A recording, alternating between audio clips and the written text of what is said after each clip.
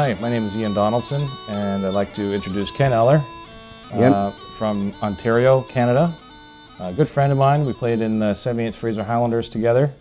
This is a series of interviews we'll be doing for Lothian kilt rentals and bagpipe supplies.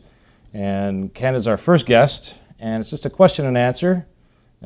He's a reputable judge and instructor across North America and probably around the world.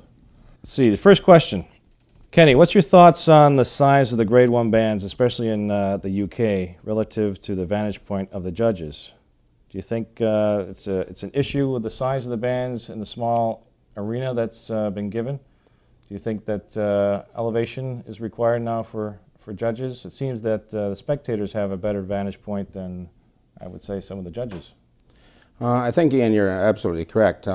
The size with the pipe sections has gotten so large that for one judge to circumvent the complete circle is almost impossible.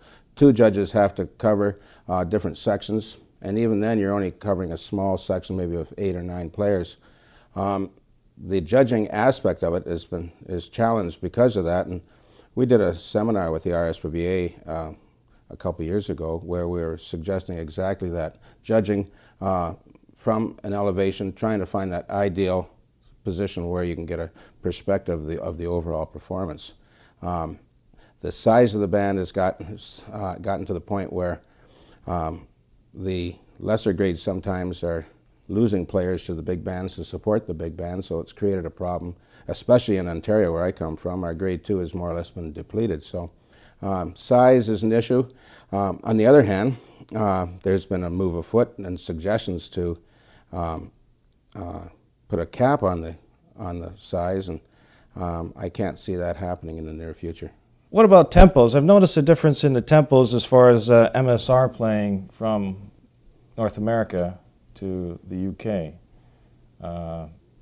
Typically, I think that some of the North American bands are playing at a faster tempo than some of the UK counterparts. Well, I think so. Your best evidence is probably the video that they take at the Worlds every year. The tempos are different, no question about it. In my perspective, the tempo has to be at a certain minimum, and if it gets too fast, then you start to lose technical quality, you lose rhythm and expression that you're looking for in an MSR. I can't say that the Scottish bands are on the right track, or the Canadian bands or North American bands are on the wrong track. It's hard to say. I just got back from New Zealand, and the bands in New Zealand were more in line with what we would have had, I would say, with the UK-based bands. So it's a matter of choice. The drum section, the pipe section, they have to come to grips with what they wish to play. It could be a hangover, I think, from years ago when I had the band. Our tempos were much faster than what they are right now. And maybe it's just a learning curve situation. Hard to say. So for Ontario, do you think that's a topic of discussion amongst fellow judges? Tempos?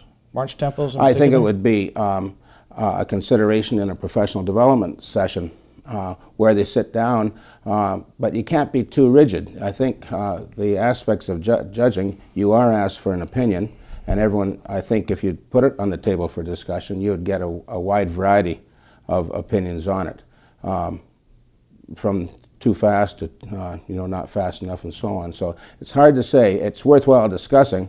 I don't know what the outcome would be from it, though. Right.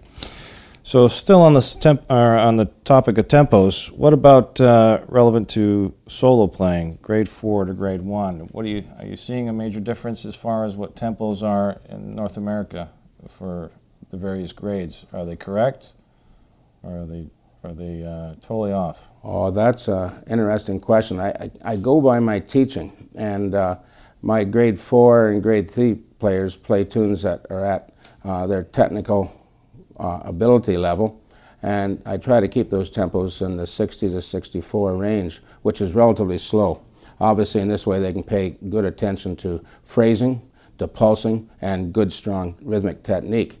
But as we go up the grades, those march tempos do come up into the 70s, and especially with the pros. I've never noticed a situation where they were too fast at the pro level, but I have at the amateur level. Right. And so I have to, and usually on a what I would consider a well-written score sheet, I would make mention to the tempo. If they slowed it down, these are the benefits that you'd get from a little more consideration for tempo.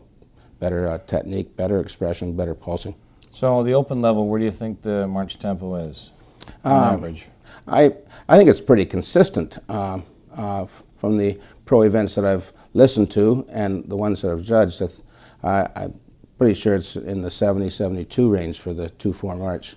The Strathspeys are in a good range up to 120, 118 in that range. And the reels a little bit faster than the marches. So I look for a little bit of balance there, if possible. Okay, well, as being a popular judge on the circuit, what are the two most common mistakes a solo player encounters the day of the contest? Tuning. You notice it immediately when a solo player comes up and they're attempting to do their work on the platform in front of the judge. They can't quite get their pipes set. Usually it's interval balance on the chanters.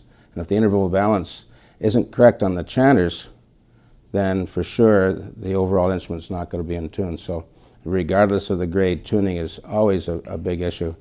And in other cases, you find just general, I would say, practice that they've put in and drill on the music. So lack of consistency in certain phrases, especially the ending phrases of most parts. If there was one overall thing that I'm always listening to, it's how they phrase and how their tempos might change and how their technique might change towards the end of a part. So those are two major things that have certainly have crept into what we're hearing. So going back to the tuning, you're saying that some of the competitors that come up to the table think their pipes were out of tune from the very start before they walked up, or you think they're just panicking and taking them out of tune before they actually compete in their contest? Oh, I like that question. I wonder if it's nerves and all of a sudden their blowing is erratic. I have serious questions in some cases where they are out of tune from the beginning and they're trying to find them. Especially sharpness in the bottom hand is a difficult thing when you're trying to bring your drones into tune with low A, so it's hard to detect. The interesting case is, and I've seen this happen many times, the pipe is much better when they strike up and they proceed to put it out of tune and then play. Now that sounds... No, that's common, yeah. Absolutely correct. There it's a case of blowing, perhaps overblowing or underblowing the instrument, nerves and what have you. So either one of the two. Right. So the next question would be, then how much of a factor does the quality of the bagpipe play from lower to higher grade levels, solo versus band? In band, first of all, the common thing people hear, it's not a tone contest. On the contrary, the sound of the band, the precision of the setting and blowing throughout the performance is an integral part of the performance. So, and you'll find the best bands have the best sounds as well. So when you sound good, you play good. I think that's sounds like a cliche, but it's pretty close to the mark. So even though tone doesn't override everything else in a performance, it's still an integral part. In the solo performance, tuning of the drones, if those drones are out of tune, the obvious thing, it doesn't catch the ear of the judge as well as a pipe that's in tune. So you can go, just like if you went to an orchestra and the orchestra was out of tune, you'd soon turn off at the performance. So tuning, it's essential to a good performance. You can still have a good performance technically and pulsing and phrasing without good tuning, but obviously it's not going to be awarded the same placing as one that's got the whole package. All right, so every piper is an ambassador for the bagpipe with a quality sound right from the get-go. Absolutely. I think the public opinion of poor sounding bagpipes is witness to that. We've had it too long where pipes were played in public where tuning wasn't an issue. And it's a shame because the instrument itself is such a beautiful instrument when finely tuned. What do you recommend students start initially when they get the bagpipe? Do you have a method of either chanter versus drones, one or the other to start with, or you do both at the same time? What do you find the most successful route as far as beginning on the actual instrument itself? I'm very much traditional in the sense that I don't use a goose, but I use the principles of a goose, where the drones will be in, but they won't be reeded. So they'll be blocked off, and they just start with a very weak chanter reed to understand, just working the bag and the chanter itself, and understanding the air loss when you squeeze in and the air complement or pressure complement when you blow into it. You get them working hard at the blowing end of it and less at the squeezing end. Then I bring in one tenor. It's very traditional. Then I'll bring in the bass soon after and teach them strike-ins from there. And so from the basic kids, once they get the bass and tenor going, they can go for any number of months, at least the sound's coming out in their ear. I give every beginning student a tuning meter shortly after that, where they can test their own tuning against the meter, then test their own tuning without the meter, and so on. In this way, their basic instruction is never to play without a bagpipe that's in tuned. So you're instructing tuning of the drone to the chanter right from the very beginning? Right from the get-go almost, just as soon as they can blow a steady sound. I want them to listen to those drones and let their ear develop with it. And so that means initially I might mark the spots where the drones are approximately in tune, but once we get over that hump, they start to tune them. So by the time they're ready to start competition, shall we say at the grade 4 level, they're tuning their pipes. Well, what techniques do you do to help maintain a steady instrument for beginners then? I concentrate on what my teacher said to me, and my pipe majors in the past have said the same thing: blow the instrument. And if we realize that the only way you can add pressure and keep the pressure up is by blowing in, every time you squeeze the bag in any form whatsoever, you're fundamentally losing air through the reeds. So what you're doing is cutting the pressure down potentially in the end. So I concentrate on blowing the pipe without the arm itself initially, so they can get an idea of what pressure that they can actually supply from their own breathing apparatus. And that's worked fairly well. For those senior citizens, the adults that come to me for lessons, their problem is that when they get to the top hand, they squeeze awfully hard, and the screaming high A's that we hear. And teaching these adults that they can back off on the top hand, and using the tuning meter now that we've got electronics, they can see the numbers, and so it's visual. The visual reference helps. I think, and even in the teaching, most of the people today are more visual than they are audio. In our day, and I'm putting you in the same age bracket as me.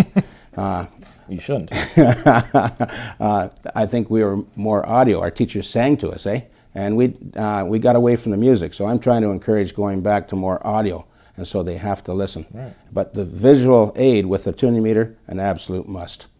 And I'm using meters now that also do the intervals in the chanter. So it's not even temperament, it's not a chromatic scale. It's a just temperament, and it allows you to set the B right, the C right, the D right, and so on, so that the beginning student even can start to adjust their ear to drones and chanter in tune, not just in the low A. So. All right, so using the two senses of visual and audio. Both, I think we have to, yeah. Okay, well, how about a couple of tips where you could recommend for a student to practice more efficiently? Oh, stop making quantity of music the #1 goal. I have a distinction between band learning and private tuition. Band learning can be simply defined, or oversimply defined, by saying get some tunes off so that you can parade with the band. And it doesn't encourage necessarily strong technique, because in a band it's more of a global situation and the pipe major can't look after everybody. But in the private area, I try to work on all those details that they would necessarily need to improve their own playing, and if they improve their own playing, the band's going to improve as well. So I think #1, you have to stay with good, strong tuition. All right. Well, let's switch gears here and ask you a couple of questions about your pipe band career. Oh, yeah. Describe your first years with the Clan McFarland, your pipe major of your first band, I believe, right? My first band was the St. Catherine's Pipe Band, and like many people, I started playing with the local street band, and that band subdivided in the late 50s, and one remained as the St. Catherine's Pipe Band, and the other formed a band which eventually became the Clan McFarland.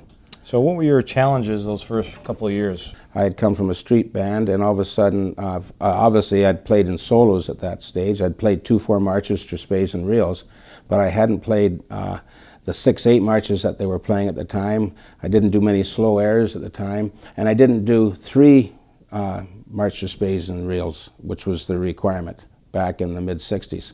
And so that was a challenge musically, and also as a young person coming into the big band, I had the natural fears that I was going to mess up. And so I worked harder at that stage of the game than perhaps at any other time in my life to make sure that I was on top of the music, to make sure that it was my instrument that was always going good. And I learned that from my original teacher. So get your instrument in good shape, learn the music, and take good instruction from the pipe major. And we happen to have good instruction at that time. That sounds like something you would have said. But it's true, isn't it? It's very true. It really is. And just listen to the instruction and take it home.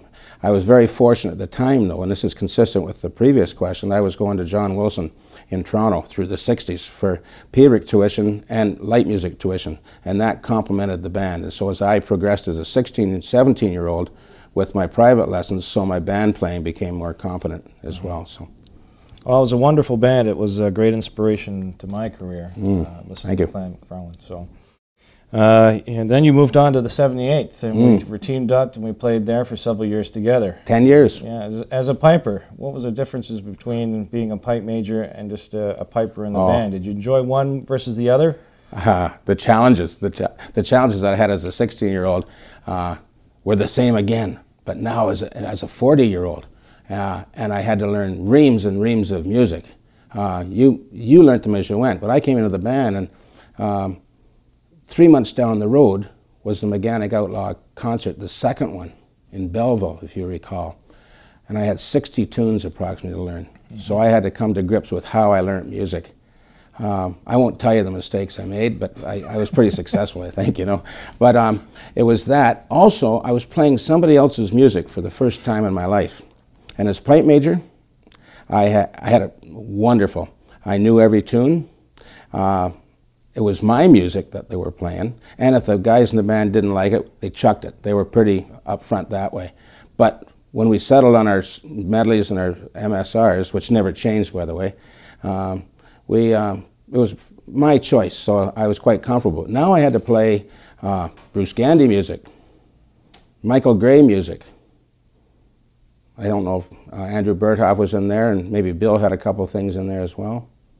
But this was all new music to me, and it was this was the music of the late 80s and 90s as well. It was fabulous stuff, but I had to adjust my style from a dot cut, especially in hornpipes and reels, to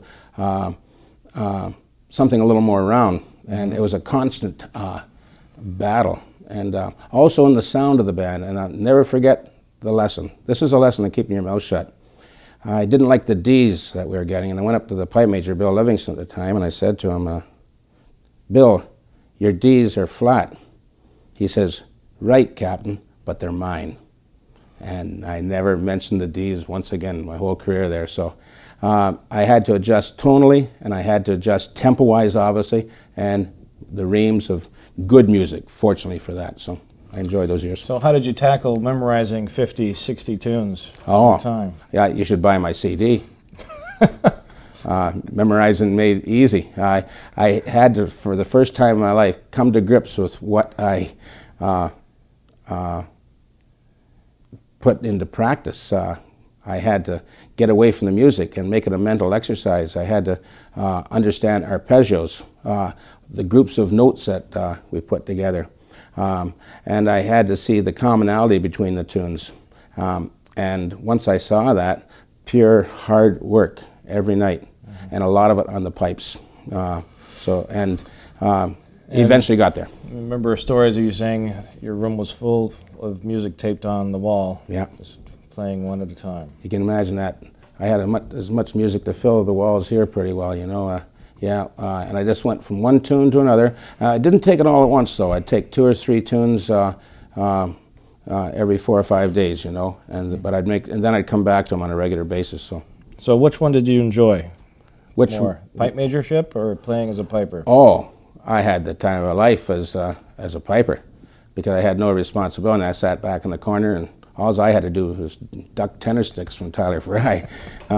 You know, really, it was a pleasure playing for those 10 years. As pipe major, I really regretted leaving the band. It was a hard adjustment period because that had been that way for 15, 20 years. But when I settled back into playing in the 78th, it was much more relaxed once I got on top of the music. So I really enjoyed those 10 years. So, final question. Can you name your 3 top pipe band performances you encountered live? Shots in Dykehead, Meadowbank Stadium, 1971. Coupled with 2 performances, and probably the Victoria Police. Definitely Victoria Police 97, if it wasn't for a big squeal. Yeah, good performance. And 98 was a lesson in clinical sound. Right off the top of my head, there were many good performances. Heard every year the Worlds at Strathclyde won. Every one of them was an education, and you marveled at how good the sound and the easy temperament of the music was, and the ensemble was superb. But those 3 performances right there, 2 by Vic Police and 1 by the Shots, really stand out in my head. Excellent. Notice I didn't say 1 by the Clan, but I got it mentioned. Good plug. 1972, Fergus, the Hot Punch Medley. And we won the day with Edinburgh Police being 3rd that day and the City of Toronto being 2nd. So that was before my time, Kenny. You're just a young one. But that was, from my personal recollection, that was quite a day for us. So there you are. Great band, Clan McFarlane. Yeah, thank you. And as Kenny mentioned before, he has the captainscorner.com. Is that correct? That is correct. And you can sign up for a year subscription and learn about memorizing tunes and all sorts of exercises on a weekly basis or monthly basis. Every week I publish a written lesson, an audio lesson, and in some cases a video lesson as well. So it's $1 a week, just like a newspaper subscription, and it's been running since 2005, and we haven't missed a single week yet. So all right, outstanding. Thank you, Ian. Well, thanks very much. You're very welcome. Thanks, Kenny.